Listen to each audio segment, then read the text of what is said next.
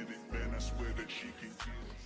Hey guys, it's the Flyness here and I am back with another video. Welcome to my channel if you're new, and welcome back if you're a returning subscriber. If you're new and not yet subscribed, make sure you do yourself a favor and hit that subscribe button to join the family, because I guarantee if you have good taste, and it's only if, you're guaranteed to like it here. Alright you guys, today's video is going to be another Loc video, and in this video we're going to talk about Microlocs and why I specifically decided to do DIY Microlocs. So as opposed to getting them done professionally or getting like sister locks or traditional locks. So if that is something that you're interested in, stay tuned. Alright y'all, so if you guys are new to my channel, I started my Microlocs in April of 2020 during the pandemic, and I started them with 2-strand twists, and I maintained them myself, interlocking them every 4 to 8 weeks using the 4-point lock rotation. And today I just wanted to, elaborate a little bit more on why I decided to do my own Microlocs as opposed to getting them done professionally and or getting a different style of locks. Okay, so the first reason I decided to go with Microlocs over a different form of locks is because of my hair type. Now I have medium density 4C hair, and I knew that if I was to get traditional locks, that'd be nice and I really would like that, but with my particular hair type, I know that the shrinkage would be ridiculous, and I felt like it'd be better for my particular hair type to get smaller size locks. And plus I knew that they would thicken up over time so that they wouldn't be small for too long, but when we have a medium density hair and me getting traditional locks, I know they would probably ended up getting way bigger than what I could handle. So I decided that for my particular hair type and density, Microlocs will work out best for me. I decided to do my Microlocs as opposed to getting them done by somebody else, because a lot of people would think that with my particular hair it's good for locking, that a lot of people would understand how or what to do with my particular hair.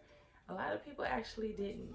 A lot of people just felt like, okay, with your hair being coarser and the length that it was, I'm gonna have to do more, it's gonna be harder. So I was getting a lot of price hikes. The next reason why I decided to DIY my Microlocs as opposed to getting somebody else to do them is the price. For my particular length and my hair texture, when I was looking to get my locks done, I was getting quoted $1,200, $1,400 each time, and I'm like, I cannot justify paying that amount for my hair. Even now that I went through the journey of doing it myself and I'm 5 years locked, I feel like yes, my locks are an investment, but that was an investment that I didn't or I couldn't justify in that particular time. And during that time, we were in the middle of the pandemic. A lot of things were unsure, stuff was happening, and I'm like, I'm just not about to blow a bag on my hair. We're gonna YouTube University this thing and we're gonna knock it out on our own. So price was a big determining factor for me doing my own Microlocs versus getting someone else to do them. The next reason why I decided to DIY my Microlocs as opposed to getting somebody else to do them is because I don't really like people in my head like that. I don't really trust too many people in my hair. Now, I went natural. I did my big chop and I cut my hair back in 2012. And throughout that whole period of time, I was the only one doing my hair. I think I got my hair done maybe twice at that point. I had got a sew-in for an event, and then I wanted to get like some stitch braids, so I ended up getting that done because baby, I can't braid for nothing. But other than that, I did not let anybody play in my head, because I done had instances where people will be more interested in the style of my hair versus the health of my hair, and my overall health of my hair ended up declining. And then I just really felt like it was important for me as a woman, especially a Black woman, to really take control of my hair. So I thought it was important for me as a Black woman to take control over my hair, take control over styling my hair, or at least know how to do the bare minimum when it comes to my hair, because as a Black woman, we hold so much pride in our hair and in our crown. It's what represents us on a deeper level. And for me, when beforehand my mom would do my hair or my dad would hire different people to do my hair was just crazy. And when I got on my own, I was like, I gotta learn how to do my own hair and take care of my own hair. And when I learned how to do that, I became more protective over my crown and who I allow into my crown, because nobody knows your hair like you do. And when I took that time to really understand my hair, understand what it needs, understand what type I have, understand how to better care for it, I'm just not out here willy-nilly letting anybody do anything. Shh. I'm just not out here willy-nilly letting anybody do anything to my hair. More power to the girls that can do it, but me personally, I can't. And sorry y'all, my baby is in the background. She just wants to let y'all know that she's back there.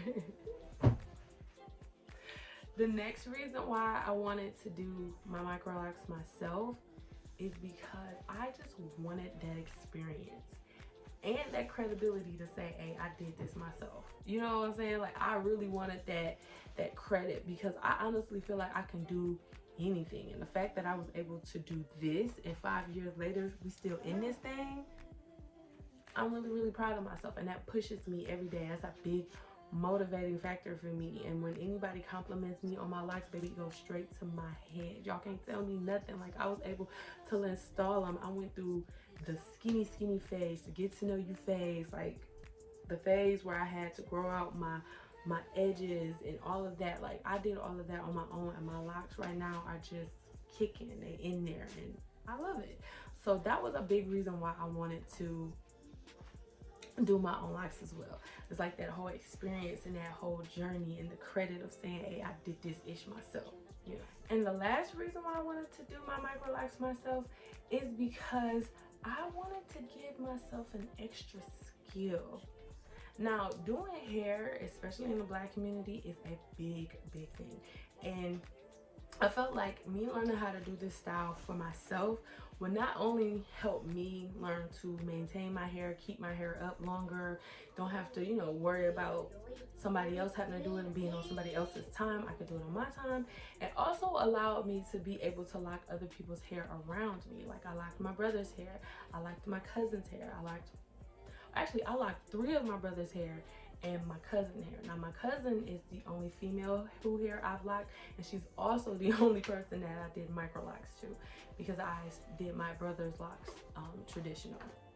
But that is a skill that I have picked up and learned for myself, and that not only allows me to continue to spread the love that I have for my locks, but it also gives me a chance to possibly make money off of doing locks and educating myself and passing down a skill to my children. And I felt like that was very important to me at the time. So you guys, that is all I have for today's reasons.